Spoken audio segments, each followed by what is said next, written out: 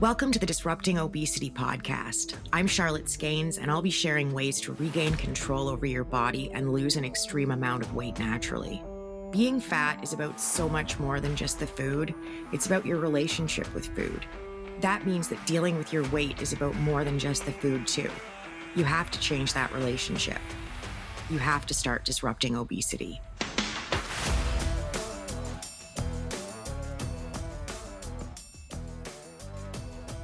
I think this is the last in our series of backlog Ask Whatevers. I've still got a boatload of questions, and please keep sending them in. You guys still surprise me sometimes, and I just love it.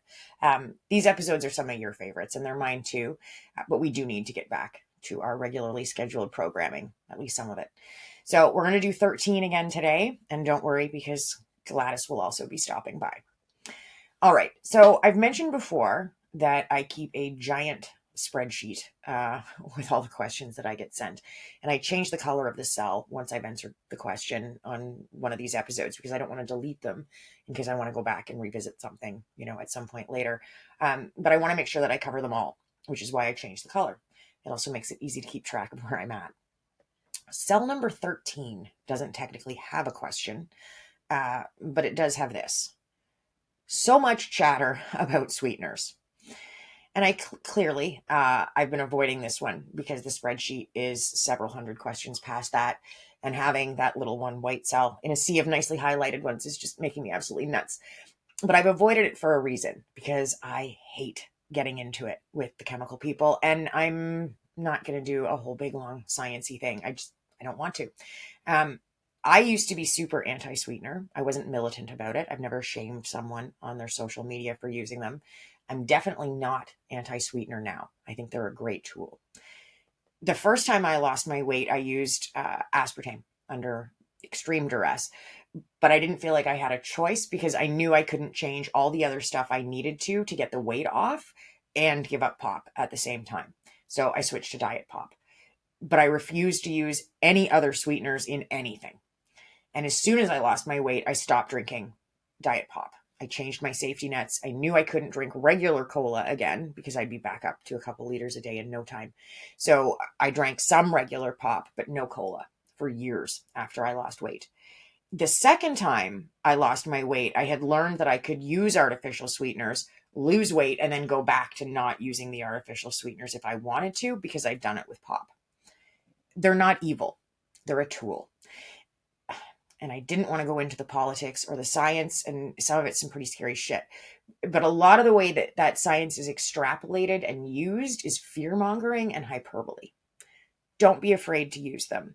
Sweeteners are a great way to cut a lot of calories in a hurry, and this is about staying the course. You can have the best intentions in the world, but you have to be able to keep going. Losing a lot of weight is hard. Why not make it as easy on yourself as you can? How do you get motivated to lose weight? Day to day and generally. I got motivated to lose weight because I was sick of being fat and I was terrified of what it meant long term. There's a quote from the movie Educating Rita, which is an awesome film. And it goes, "There must be a better song to sing than this." And that really hit me, even though I was basically a kid the first time I saw it. And that quote is something that I carried with me like daily for a very long time. I knew it had to be better. There had to be a better song to sing than this. Losing weight wasn't going to solve all my problems, and I knew it wasn't going to make me happy, but I knew it wasn't going to hurt either. And it would solve at least some of my problems, and it did. Losing weight solved problems that I didn't even realize I had. I was motivated to start the first time because I was fed up. I felt like I'd tried everything and nothing worked. I was sick of it. And I was scared I was going to die. I was gaining weight at a pretty good clip, like 30 plus pounds a year. So I was in big trouble. And I didn't want to live like that. I'd worried about my weight and disliked the way I looked since I was a kid. I wanted to know what it felt like to not be worried about my weight, to like the way that I looked. Day to day, it was about wanting all of that more than I wanted to eat whatever was in front of me or whatever I'd convinced myself I wanted to, go get to eat. The second time I was motivated by both of those things again, like I wanted to go back to looking the way I do when my body's at a healthy weight. But moreover, it was about beating back diabetes, putting my organs and my frame under less stress. It was about not dying. I'd just done the whole almost dying thing, and I never want to do that again. I have had a major scare in each of the last 2 years. The first one was my pancreas again, and the second last summer was my kidneys. I had 2 surgeries last summer, minor ones, but the first one was still life saving. And I don't even want to imagine what any of it would have been like if I was 100 or 100 or 2 pounds heavier. Day to day, I was motivated the second time by the diabetes nipping at my heels. And I'm going to veer off for just a second here. Sorry, I can't not. So I think we've largely devalued diabetes. Like, I feel like it was a lot scarier when I was a kid. People had a lot more respect for it. And sometimes I just get this really blasé vibe about it, and I don't get it. Diabetes is just as scary now. Being more common doesn't make it less dangerous. I'm terrified of my diabetes and I'm off insulin, but I do wrestle with my blood sugar. I have to watch it. So I walk. I watch my sugar intake, and I hate that I live with diabetes.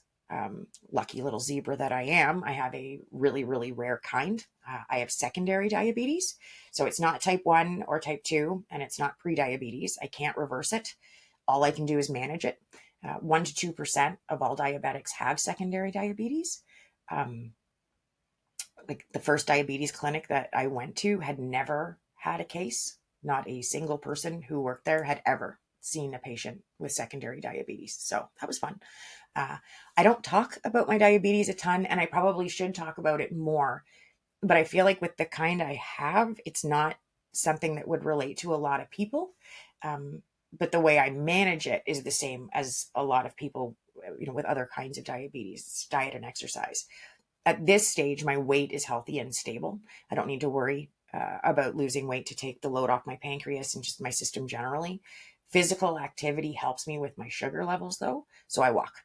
But I don't always just need to bring them down. Sometimes I need to bring my sugars up too, and they can drop very suddenly on me, especially with exertion. So the exercise thing can be a double-edged sword that I just have to balance as carefully as I can. How do you get over a plateau? I've lost 40 pounds and I can't lose anymore. It's been a while since we talked plateaus, but questions come in about them pretty much every day.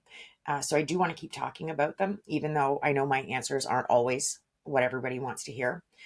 First off, though, and you need to know that I know from information that I have stripped from that question, so the person who sent it in won't feel uncomfortable, that they still have more than half as much left to lose. So first off, you can lose more. You've still got more than 20 pounds to go before you get to a healthy weight. So you can do it, which brings us back to the unpopular part of the plateau talk. The only way over is through. You have to keep going. It's the only option. If you're in a consistent calorie deficit, you will lose weight, which brings us to a sort of unrelated but equally unpopular fact I like to share. If you think you're in a calorie deficit and you're not losing weight, you're not in a calorie deficit. I mean, we might as well get it all on the table. And I really am sorry, because I know how shitty it is to hear that. It's enraging. And I really don't like having to be the one to say it, but I want to help. And I mean, I could make something up. I could do the whole, you must need to increase your calories thing that people do. And I know there are a lot of coaches out there doing that. And it's a lovely idea. Everybody wants to be told to eat more. It won't help. If you are under eating by that much, you would be losing weight. And please understand that just because I talk about plateaus and I use that language doesn't mean I believe they exist. The jury is still out on that. And by jury, I mean science. I talk about quote unquote plateaus because I get asked about them all the time, and I believe in meeting people where they are. Plus, how am I going to help if I don't answer your questions? I think belief in plateaus certainly makes the situation worse. which is why it's so important to stop fixating on the notion that you may or may not be plateauing. Because for so many of us, we hear plateau and we say plateau, but it's really just shorthand for stuck. And you're not stuck. Every day that you keep trying is a day you're moving forward. Stuck is stagnant. Stuck isn't moving. Trying is moving. Trying is forward. That's the mindset end, or at least part of it. Practically, you want to be doing things like making sure that you're actually tracking as accurately as you think you are. Increase your water intake, redo your measurements. Is that really 2 cups of cereal or is it 2 1/4? You've got to be painfully honest with yourself at the moment that this is the hardest. You're not seeing results, which is frustrating as hell, and you're doing the same things you were doing when you were losing weight. But are you? And remember that the number of calories you need changes as you're losing weight. Try switching apps. That can be the jumpstart you need. It's a disruption, right? Shake up your routine. What you were doing isn't working. This is one of the most specific questions I've ever gotten. So I had to change a couple of things because they won't affect my answer. And I answered the person privately with their specific food concerns. But will this diet work if I don't eat veal, olive oil, or oatmeal? My program isn't a diet. So the answer is definitely yes. The program will work no matter what types of food you like to eat. I don't believe in telling people what to eat. It's counterproductive. It doesn't work on a few levels. First off, I've got flamingos in 99 countries, so I couldn't even begin to start making meal plans or even suggestions when it comes to food. So there's that. It's also not very sustainable. My program is 53 weeks long.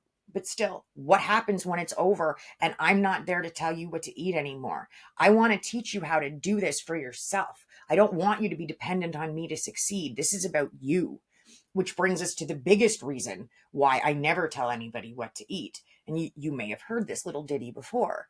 It's not about the food. It's about your relationship with food. If you don't do the work on that and you only worry about what you're eating, you're going to put the weight back on. This is why diets fail.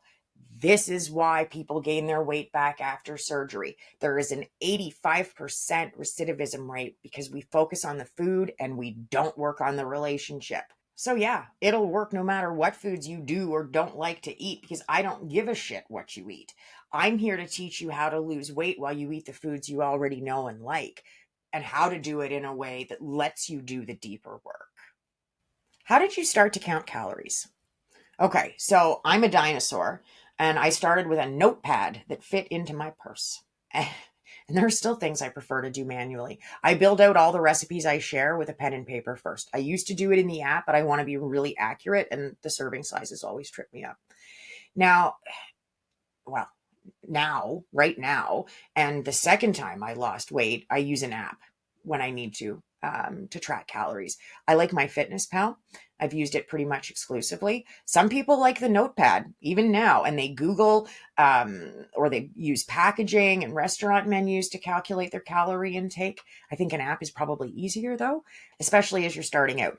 You want to make it as easy on yourself as you can so that you keep going. Tracking needs to be sustainable too. An app, especially one with a barcode scanner, is going to make things a lot easier and give you the space to figure the other stuff out and get your feet under you. Speaking of tracking apps, my app keeps saying I'm over in my carbs and fats, even though I'm staying in my calories. I thought you just had to be in a deficit. You're right. You do just have to be in a deficit. Ignore the app. There may be a spot in the settings where you can turn the pop-up notifications off. Just go right ahead and do that. Just go on ahead and do it. The app shares that information because so many people focus on macros, but you don't need to worry about them unless you've been told by your doctor for a specific health reason. I keep an eye on my carbs because of my diabetes, but I eat them every day and pretty much with every meal. But I'm also missing a decent chunk of my pancreas, right? Most people aren't. And unless you've got a medical reason that you need to do it, don't sweat it. The app is trying to be helpful, but yeah, no, feel free to just completely ignore them. Do you track lettuce and other salad items? Okay, so this one depends a lot on what you mean by salad items. Like a lot. Because I like salad items like cheese and croutons and bacon, possibly ham, maybe a hard boiled egg. And the way I used to make a salad, we're talking about a solid 600 plus calories there, right? Just in those items. And salad dressing was one of my things. I practically drank the stuff. There's 120 calories in a couple tablespoons of Thousand Island dressing, and I could easily, very easily, use a half a cup on a small salad. So my salad with the lettuce and the tomatoes, some onion, maybe a radish or two, and some cucumber. I might even get brave and throw in some chopped up pepper. Yeah, all of that stuff is basically no calories. But all that other stuff I'm about to dump on there is going to take up about 1,000 calories once you factor in the dressing. So yeah, you betcha I'm going to track that salad. Where did you start? Did you jump in with both feet or did you make changes over time? Both. I did both of those things. And start is relative. I'm going to assume that you mean when I started being successful at losing weight. Because if you mean when did I start, we'd have to go back to when I was in middle school and I tried drinking antacid to see if it would make me lose weight. I can remember trying to buy diet pills when I was in middle school too. So we could start way the fuck back there and work our way through all the stuff that I tried between then and getting it figured out more than a decade later. But I'm just going to start with where I started when I lost the 200 pounds successfully, because I never had any real success at weight loss before I actually got it off. Like I didn't keep losing 35 or 40 pounds, 10 pounds, whatever, gain it back and then have to start over. That wasn't my pattern. I couldn't lose weight. I wasn't really losing anything and it was making me nuts. Okay, so here's where I started. I was frustrated past rage and past tears. I was frustrated to the point of just being willing to try the only thing that I thought I had left, because my doctor told me I didn't qualify for bariatric surgery. It was a very different landscape back then. 20 years ago, I was told no when I was over 300 pounds, but I know people with starting weights under 200 who've had it done in the last 10 years. So it's a very different landscape.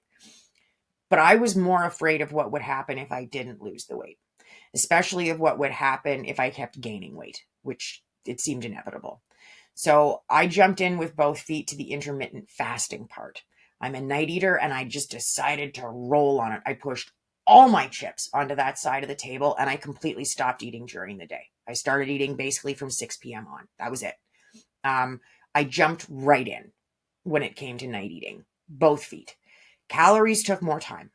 It was a much slower process to get them under control, and I dropped them gradually. I didn't go from eating at least 3,500 calories a day to eating like 1,000 or 1,200. I wouldn't have made it, and I knew it. There was no way I could make it. I lost weight losing more than double the calories that I have now to maintain, but it was a very, very slow drop down. The second time, because if you're new here, you might not know that I kept the 200 off for nearly a decade and then I gained back about 115 pounds, which I lost and have kept off now for 6 years. When I lost weight the second time, I jumped right back in with both the intermittent fasting piece and the calorie deficit. I went straight to my TDEE minus 500. I wanted the pounds off as quickly as possible, as sustainably as possible. What did/do you use to moisturize? I moisturized like crazy when I lost the 200. I knew my arms were going to be a problem from go, like even when I was fat. I knew. I gain and lose weight proportionally, so I just gain it everywhere. And my arms were always my least favorite part. I used to believe that I didn't deserve to fix them.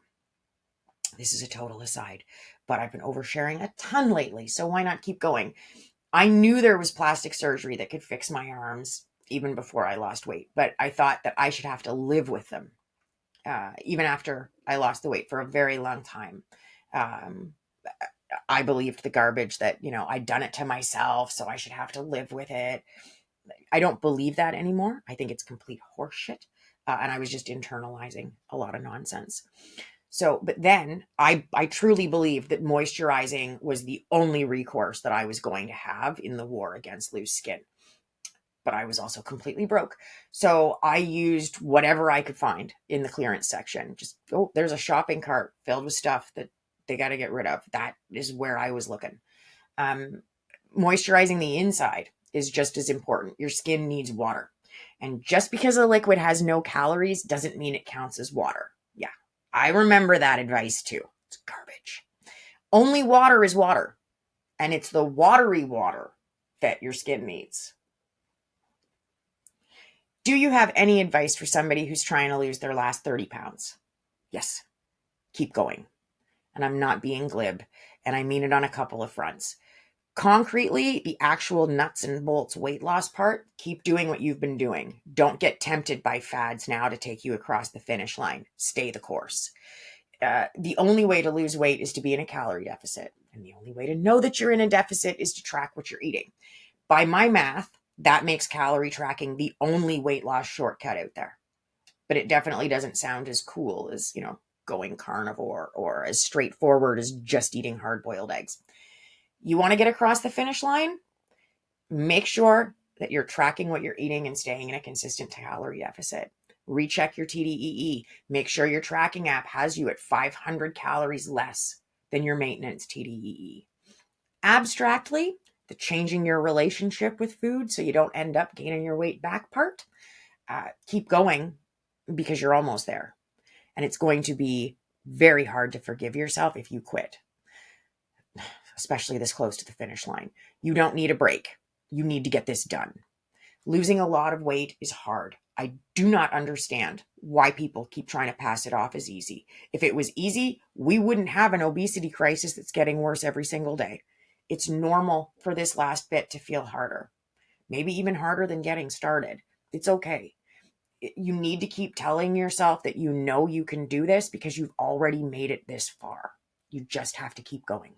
Let's do one that's completely out of left field when we compare it to today's other questions. What do you use instead of butter? All right, so there's no simple answer to this one. I don't do all or nothings, and I really like butter. I'm the person who just looks for random reasons to eat it. And I could slather butter on a dinner roll like cream cheese on a bagel. I love butter. So what I decided to do with it was get rid of it where I wouldn't really notice it as much. So I could still have it where I would notice, but I didn't use as much as I used to. Instead of using a couple hundred calories worth of butter to saute my chicken, I'll use low-calorie Italian dressing for 25 or 50 calories. That way, when I go to make my sandwich, I can still slam a tablespoon of butter on there, not the 2 or 3 that I would have when I was fat, but enough so I can taste it. I know it's there, and my sandwich is still the way I like it. But sandwiches are, they're a food that really matters to me. I like them the way that I like them. And if I come away from a sandwich feeling unsatisfied, I'm just going to end up reaching for something else later that likely has more calories in it than the butter I should have just put on the damn sandwich. Butter is one of those things where depending on how you use it, there might not be a substitution. In something like mashed potatoes, there are other things you can do to use less butter. Low-fat mayonnaise is surprisingly effective. I know people who add ranch dressing packets, not the dressing, the packets to their mash instead of heavy cream and butter. I haven't tried that one yet, but it's on my list. Watch my recipes. I'm going to be doing that one soon. All right, it's time. She's back. Let's do the good for you Gladys question of the week. Now, once again, this wasn't really a question.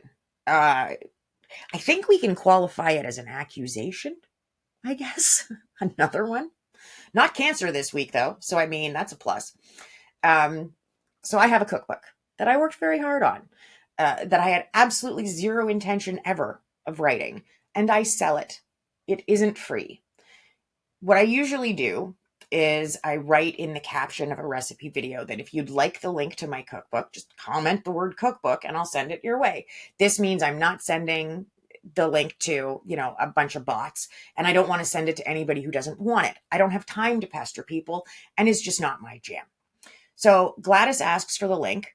I send her the link, only I don't know I've sent it to a Gladys until I get an all caps notification screaming across my screen, "You're a fraud. This isn't free." Nope, sure isn't. And I've never once said that it was. Here's how I can feel comfortable in my belief that I'm striking at least a semi-decent balance between what I give away and what I charge for. This is the first time I've ever had a complaint. The Gladyses have come at me for a whole bunch of stuff, but never because I wasn't giving enough away for free. I don't know, like, I feel like I'm doing a decent job. I'd like to put out way more stuff, and I'm going to, but I've kind of had my hands full doing, little things like all of this and converting my year-long one-on-one coaching program into an online experience. And three boys between 8 and 11. So it's busy. And yeah, I wish everything could be free. But aside from all of this that I've got going on, I'm a stay-at-home mom. This is my income. So I was a little stunned when her message came in, but I just sent her the link to my free guide to getting started for the last time. And I restrained myself from pointing out that she was contacting me through a platform upon which I have nearly 1,000 posts of free content. I only sent the link. How is the program different from your podcast? This is a fair question, and I'm answering it now because, as we've just seen, people seem, and by people, I mean the Happy Bottom Brigade, they seem to have pretty strong feelings about whether or not I should charge for any of my content. But I have to, and not just for me. And you can think that this next bit is bullshit, or you can Google it for yourself like I did. Things like my program can't be free. We know that less than 10% of people who sign up for free online courses complete them. No matter how engaging and well done that course is, no matter how driven somebody is when they start the course, it's less than 10%. I don't know what percentage of people finish weight loss programs. I do know that 85% of everybody who loses weight gains it back. I know that on average, they end up 25% heavier than they were when they started. I know that what we're doing now isn't working. The flip side of the less than 10% completion coin is that the more people pay, the more likely they are to finish. You have to have skin in the game. If something is free, we don't assign it value. It doesn't become a priority. So in the most basic sense, the program is different from the podcast because the podcast is free. And you're listening from 99 different countries now, which is so exciting. And I'm very proud of this podcast. It's different in a lot of ways, though, from the program. The podcast probably represents about 10 to 15% of the weight loss content that I cover in my program. The program follows a structure that the podcast doesn't, and it really breaks down my weight loss philosophy in ways that the podcast just can't because it doesn't have the same structure. It isn't a walkthrough. If you want more information on the program, you can listen to episode 51. We'll link it in the notes, and you can find the link for the program in there as well. Now, if you haven't got one already, join thousands of other people around the world and download a copy of my free guide to getting started for the last time. And thank you for joining me, but don't forget to subscribe so that you don't miss anything, and keep trying, keep tracking. Don't be intimidated and don't give up. You've totally got this. Thank you for listening to Disrupting Obesity with Charlotte Skanes. If you know it's time to take back control, lose the weight, and keep it off, reach out to me privately with a direct message on Instagram that says ready, so you can start disrupting obesity.